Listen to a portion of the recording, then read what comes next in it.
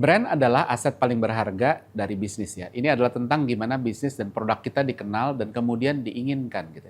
Tapi bagaimana jika brandnya harus diganti atau rebrand lah ya. Atau sekedar ganti logo atau ganti nama. Apa yang harus diperhatikan? Apakah semudah itu? Kita bahas hari ini. Halo, saya Ignatius Untung, selamat datang di Marketing.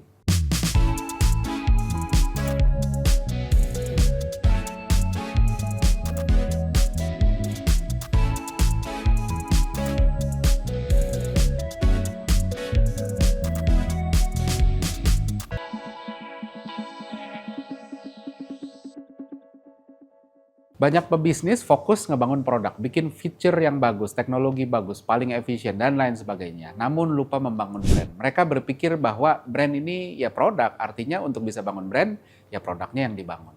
Nggak sepenuhnya salah, karena brand dibangun salah satunya juga dari experience.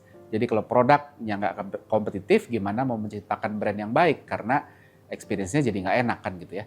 Tapi banyak yang underestimate kontribusi brand untuk bisnis. Sesimpel berapa banyak uang yang dialokasikan setiap tahun yang kita alokasikan setiap tahun untuk ngebangun brand. Dalam berbagai caranya ya, kayaknya nggak banyak-banyak amat. Padahal brand punya kekuatan untuk mendongkrak bisnis dan nilai perusahaan dengan amat sangat luar biasa. Contohnya misalnya Coca-Cola. Jadi market kapitalisasi atau nilai pasar dari Coca-Cola adalah 271 miliar dolar. Padahal nilai asetnya cuma 100 miliar dolar atau cuma 37% dari nilai market kapitalisasi. Artinya ada pendongkrak lain melebihi sesuatu yang bisa dinilai secara fisik yang bikin market cap-nya bisa sebesar itu. Kalau aset itu kan mudah dinilai kan, harganya berapa gitu kan, ada nilai setiap barang. Nah, nilai yang bisa dinilai itu, which asset, itu cuma 37%. Nah, artinya sisanya apa? Disinilah ada andil brand dan andilnya cukup besar. Artinya kalau brandnya bukan Coca-Cola, maka bisa dipastiin bahwa nilai kapitalisasi pasarnya mungkin nggak sampai segitu. Dan kalau kita coba tes gitu ya, kalau perusahaan Coca-Cola ini dijual dengan diskon senilai di bawah harga market cap, kan market cap-nya 271 miliar ya, asetnya 100 miliar. Lalu dijual, nih deh saya jual deh harganya 200 miliar. Tapi nggak boleh pakai brand Coca-Cola, semua asetnya dikasih. Apa mau? Sebagian besar investor nggak akan mau. Karena sama aja beli aset senilai 100 miliar dengan harga 200 miliar. Karena brandnya nggak dibawa. Yang tersisa tinggal aset. Nah, sebegitu besar nilai brand sehingga berbagai hal tentang brand harus dilakukan dengan hati-hati. Pada suatu saat pun akan ada aja brand owner yang butuh perubahan.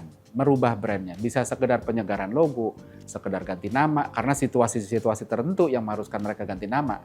Pertanyaannya gimana caranya? Mari kita bahas dan belajar dari ada 4 brand yang melakukan rebranding gitu ya. Yang pertama adalah Pizza Hut yang berubah menjadi Ristorante, yang kedua Jaguar, yang ketiga adalah S Hardware yang berubah jadi Asco, dan yang keempat adalah OLX. Ini contoh yang udah lama tapi contoh yang baik.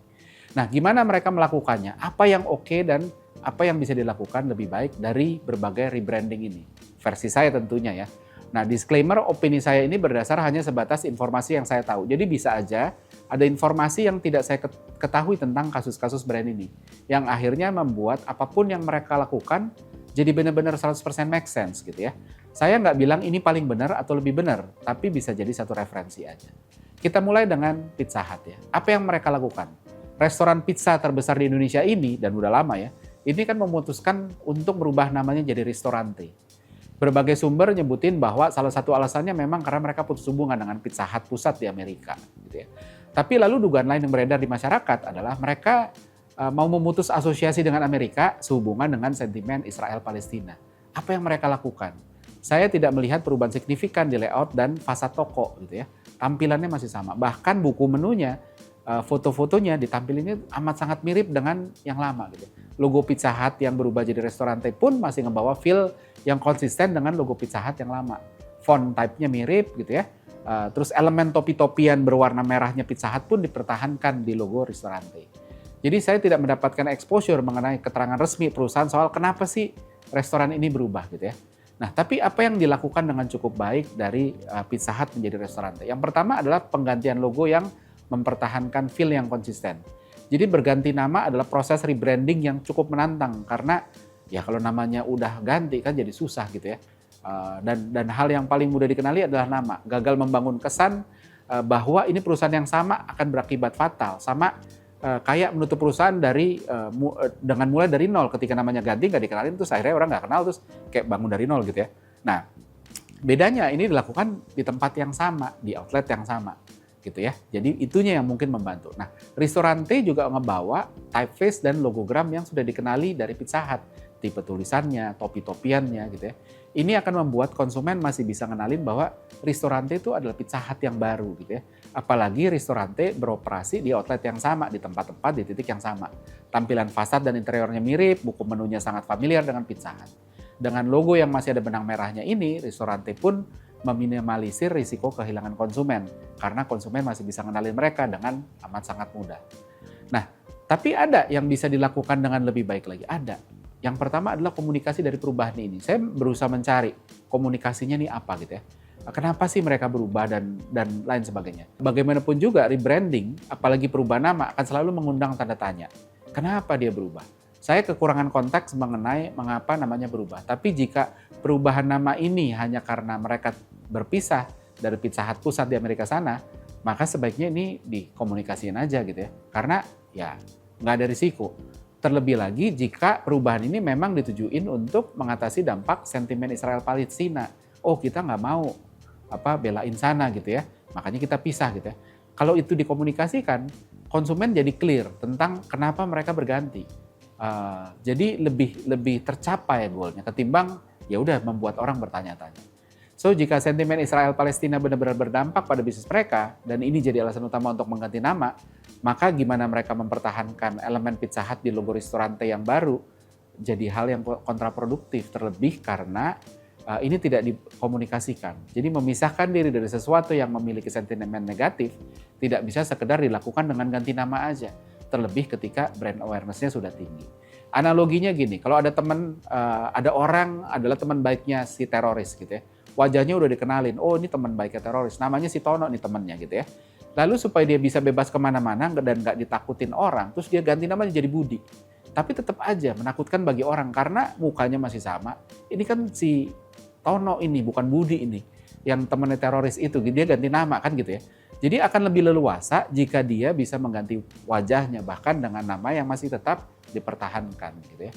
Berbeda kalau orang nggak kenalin wajahnya, maka akan lebih mudah hanya mengganti nama, bahkan dengan wajah yang mirip.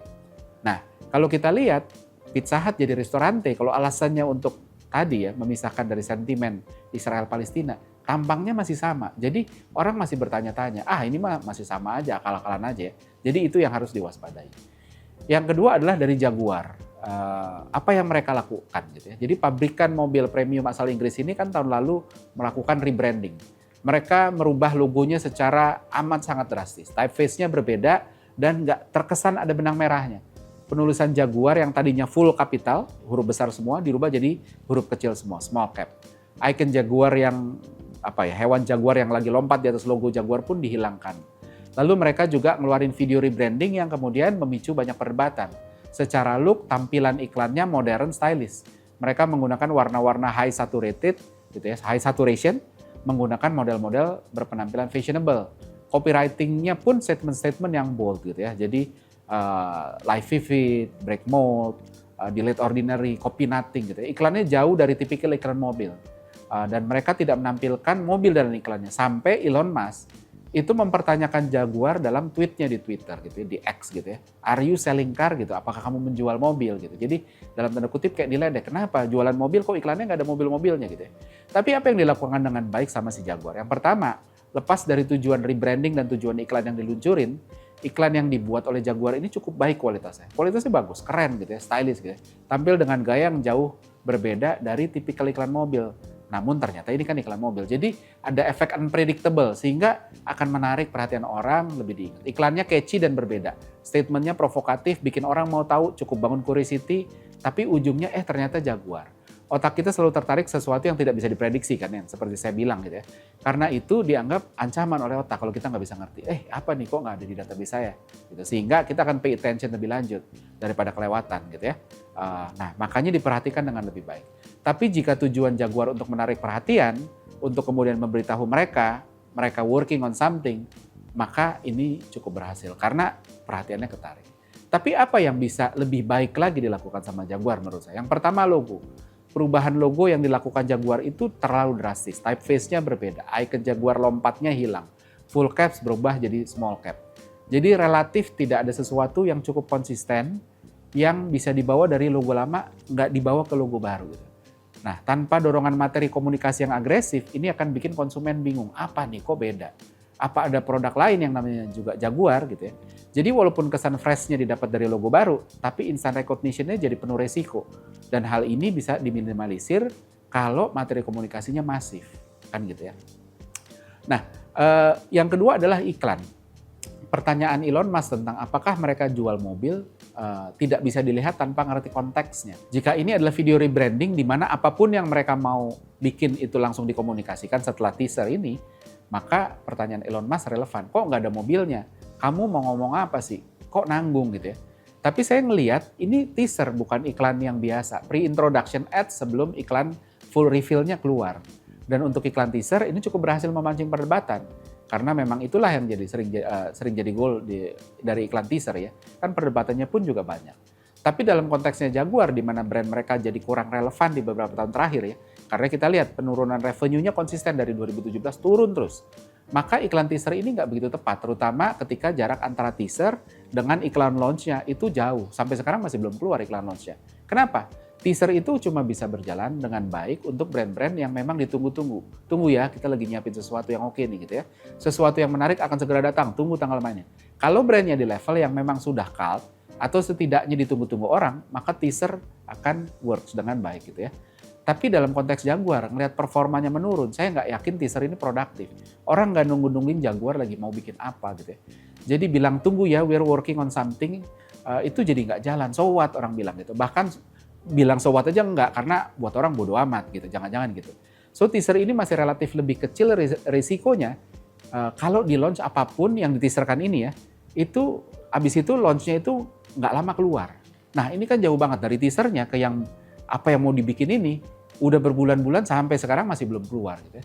Jadi analogi kayak orang jualan makanan, kita nengok aja enggak, lalu dia bilang, tunggu ya, we're working on something gitu, tapi nggak muncul-muncul. Ya investasi teasernya jadi nggak optimal, lewat gitu aja terus ditinggal orang nggak mau nungguin. Kalau launch-nya antara teaser sama launch-nya itu selisih 1-2 minggu, maka investasinya masih lebih ada baliknya gitu. Oh ini yang 2 minggu lalu di ini ya, gitu. So, masih ada 2 brand lagi yang kita bisa pelajari tentang rebranding ini, tapi kita bisa mengambil dari dua pelajaran ini, nanti di episode selanjutnya, sambungannya kita akan belajar 2 hal menarik dari 2 brand yang juga nggak kalah drastis ya melakukan rebrandingnya. Tapi just to recap, di episode ini kita belajar dari Pizza Hut bagaimana mempertahankan brand memory yang udah terbangun ke brand baru dengan cara memanfaatkan elemen desain di logo yang konsisten gitu ya. Dari Jaguar kita belajar bahwa teaser tidak begitu efektif kecuali brand yang kita bangun itu sebegitu dinanti-nantikannya oleh konsumen. Bahwa perubahan logo yang drastis punya konsekuensi yang tinggi, itu juga harus di-manage. Di episode selanjutnya kita akan belajar dari rebranding S Hardware yang sekarang jadi ASKO dan OLX. Oke, seperti biasa ada kuis pertanyaan sebagai berikut.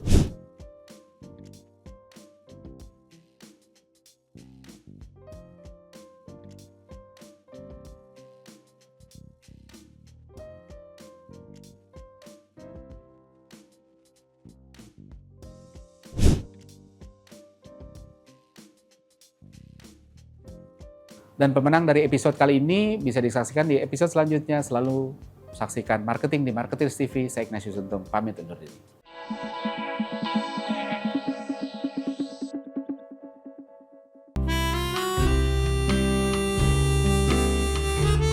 Gimana? Seru-seru kan videonya? Kalau suka, jangan lupa komen dan like ya. Masih banyak juga nih video-video yang keren-keren lainnya, gitu kan? Dan jangan lupa subscribe juga Marketers TV di sini nih.